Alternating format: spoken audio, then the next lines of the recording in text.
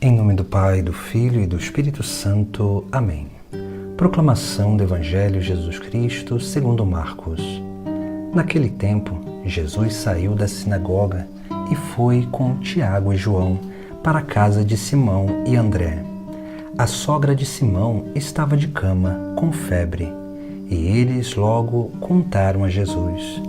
E ele se aproximou, segurou sua mão e ajudou-a a levantar-se. Então a febre desapareceu e ela começou a servi-los.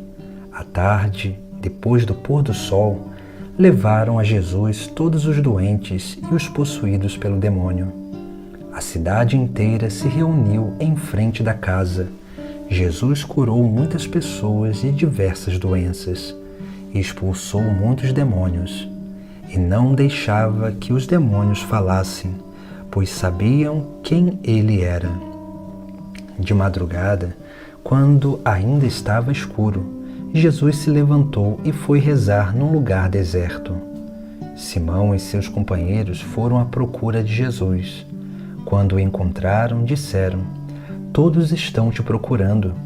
Jesus respondeu: "Vamos a outros lugares, às aldeias da redondeza. Devo pregar também ali, pois foi para isso que eu vim." E andava por toda a Galileia, pregando em suas sinagogas e expulsando os demônios. Palavra da salvação.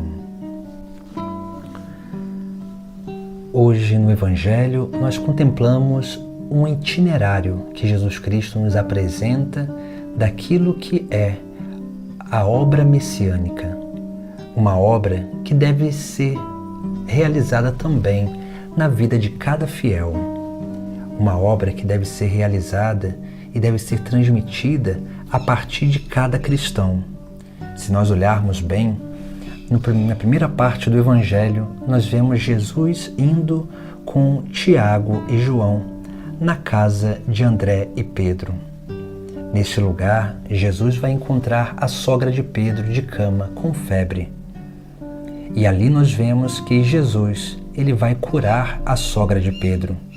E essa cura vai se dar num processo onde ali alguns sinais são realizados.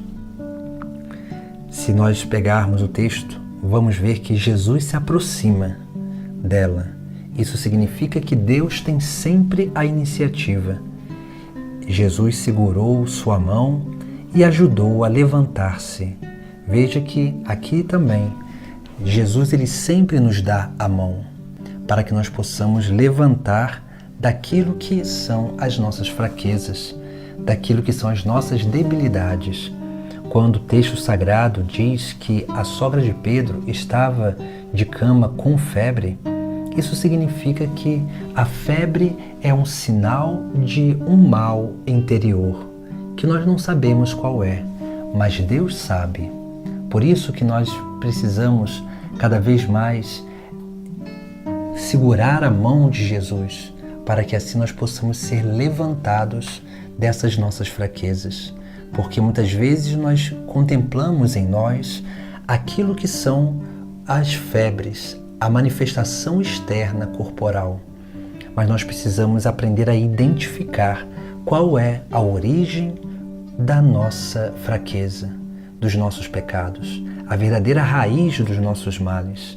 Por isso que Jesus Cristo primeiro nos coloca de pé, nos livrando dessas febres exteriores, ou seja, nos libertando da prática do pecado, para que depois no caminho nós possamos, no serviço, nessa dedicação a Jesus Cristo e a sua obra de salvação, nós possamos ser libertos dos demônios que sondam e rondam as nossas vidas.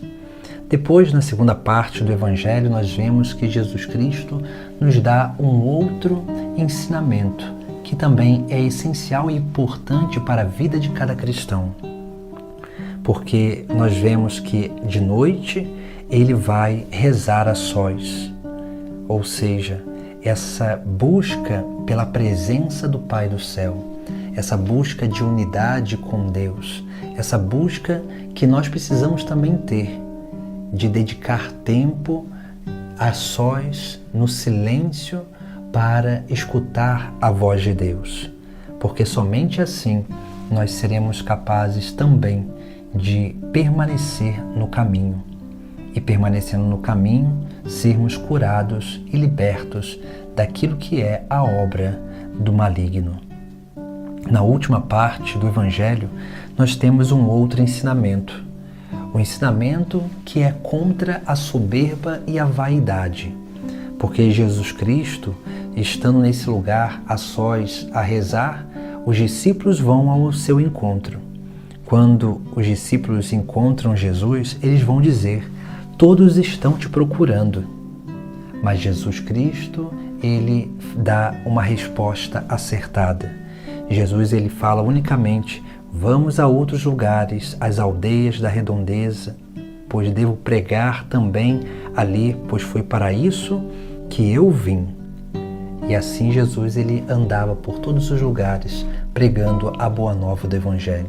Veja que a missão que Jesus Cristo realiza é uma missão onde ele não se permite ser atraído ou ser enganado ou até de alguma forma ser conquistado pela vaidade, pelos méritos, pelos elogios, por aquilo que era